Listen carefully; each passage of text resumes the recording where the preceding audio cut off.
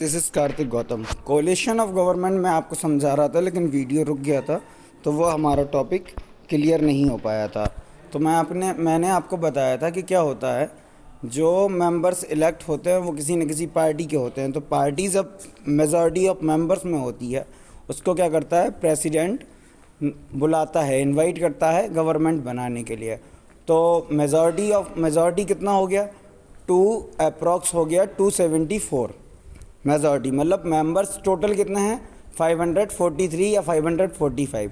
उसमें मेजॉरिटी के लिए कितने चाहिए जो गवर्नमेंट बनाएंगे, 273 और 274 मेंबर्स होने चाहिए। अब मान लीजिए किसी पार्टी के पास 273 या 274 मेंबर्स नहीं है, तो क्या होगा, वो किसी और पार्टी से सपोर्ट लेगा। और जब वो किसी और पार्टी से सपोर्ट लेगा तो दो पार्टीज़ मिलके क्या बनाएंगी, गवर्नमेंट बनाएंगी। तो ऐसी गवर्नमेंट को क्या कहते हैं, कोलिशन गवर्नमेंट कहते हैं। कई बार ऐसा भी होता है कि तीन तीन पार्टीज़ मिलकर गवर्नमेंट बनाती हैं। तो उस कोलिशन में कितनी पार्टियों का पार्टिसिपेशन है, तीन पार्टियों का पार्टिसिपेशन है। जैसे जो फर्स्ट नॉन कांग्रेस गवर्नमेंट थी मोरारजी देसाई की, वो भी कोलिशन गवर्नमेंट थी। अटल बिहारी जी की पहली गवर्नमेंट जो थी वो कोलिशन गवर्नमेंट थी। चौधरी चरण सिंह जो बने थे वो भी कोलिशन गवर्नमेंट में बने थे। और वीपी सिंह जो प्राइम मिनिस्टर बने, जो उनको आपने जीके में याद किया हुआ है, वो भी कोलिशन गवर्नमेंट पर बने हुए थे। तो अब आपको कोलिशन गवर्नमेंट क्लियर हो गया होगा कि कोलिशन गवर्नमेंट कैसे बनती हैं। तो जब एक पार्टी के पास मेजॉरिटी नहीं होती है, वो क्या करते हैं, दो पार्टियाँ मिलके क्या बनाती हैं, गवर्नमेंट बनाती हैं। कई बार दो से ज़्यादा पार्टियाँ मिलके गवर्नमेंट बनाती हैं, that is called coalition government. The newly elected member elected from along themselves or preceding officers called speaker. The speaker conduct the proceeding of the house and maintain order within the house. A deputy speaker who carries out the proceeding of the house in the absence of speaker is also elected. अब आपने सुना होगा कि लोकसभा का speaker कौन होता है। तो लोकसभा का स्पीकर एक्चुअली क्या है, लोकसभा का हेड है। जो लोकसभा की जो डिस्कशन होगा, कोई लॉ आएगा उसमें प्रॉब्लम्स आ रही हैं, कोई लॉ बनाना है उसमें प्रॉब्लम्स आ रही हैं, कैसा लॉ बनेगा, तो इसकी जो प्रोसीडिंग मीटिंग होगी उस मीटिंग का हेड होगा और उसको क्या कहा जाता है, लोकसभा का स्पीकर कहा जाता है। और लोकसभा का स्पीकर मान लीजिए अब्सेंस है, इसके लिए एक डिप्टी स्पीकर भी रखा जाता है। तो आपको ये भी याद रखना है कि लोकसभा का स्पीकर एट अ टाइम कौन है। ओके, अब राज्यसभा पे आते हैं। तो Rajya Sabha is known as the upper house. Rajya Sabha का दूसरा नाम क्या है, अपर हाउस। मैंने एक भी बताया था, एक बात और बताई थी आपको, राज्यसभा क्या है, स्टेट के रिप्रेजेंटेटिव्स हैं, और लोकसभा में क्या है, पीपल्स के रिप्रेजेंटेटिव हैं। The Rajya Sabha represented the state and the union territories. The numbers of the Rajya Sabha try to reflect the interest of the state they represent in the parliament. बताया था ना मैंने कि राज्यसभा में जो मेंबर्स होंगे वो स्टेट के रिप्रेजेंटेटिव होंगे, तो वो स्टेट का रिप्रेजेंटेशन करेंगे।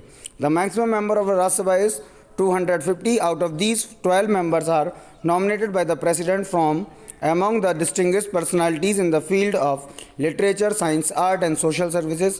The other 238 members represent the various state and union territories. अब 250 जो मेंबर हैं उसमें क्या है, 238 मेंबर्स जो हैं वो तो स्टेट से आ गए, लेकिन 12 जो मेंबर्स हैं वो जो प्रेसिडेंट होता है वो नॉमिनेट करता है। किस बेसिस पर, लिटरेचर के बेस पर, साइंस के बेस पर, आर्ट के बेस पर और सोशल वर्क के बेस पर।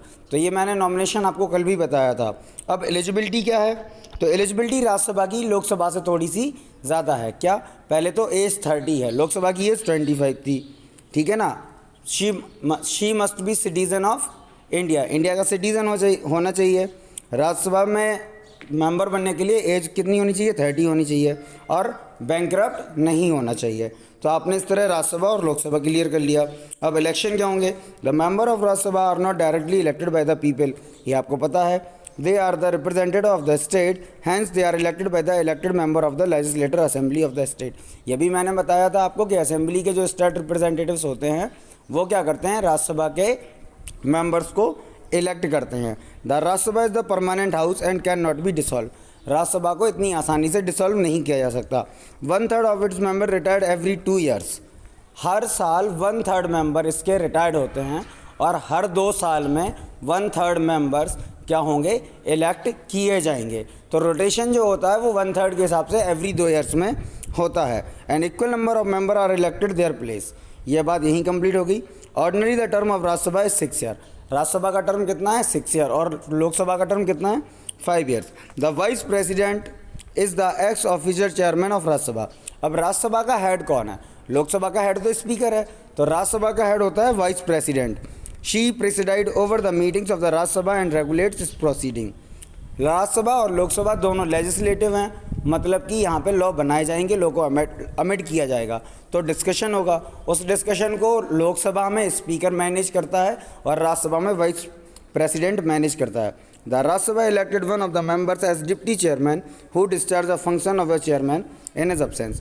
अब एक राज्यसभा के मेंबर्स जो हैं वो क्या बनाते हैं? डिप्टी चेयरमैन बनाते हैं। और जो स्पीकर होता है वो लोकसभा के जो मेंबर्स हैं उन्हीं में से एक होता है। मतलब मेंबर्स जो होंगे लोकसभा के वो एक इंसान को इलेक्ट करेंगे तो वो क्या बनेगा? वो बनेगा स्पीकर। लेकिन राज्यसभा का जो हेड होगा वो वाइस प्रेसिडेंट है, तो वाइस प्रेसिडेंट को कोई इलेक्ट नहीं करेगा। वाइस प्रेसिडेंट के नीचे जो होगा उसको क्या कहेंगे? Deputy chairman of Rajya Sabha. तो उसको क्या करेंगे? राज्यसभा के मेंबर्स इलेक्ट करेंगे अपनी वोटिंग प्रोसीडिंग से। तो इतना हमने क्लियर कर लिया। दोनों वीडियोस को आपको अच्छे से देखना है, इसके आगे का चैप्टर हम कल क्लियर करेंगे।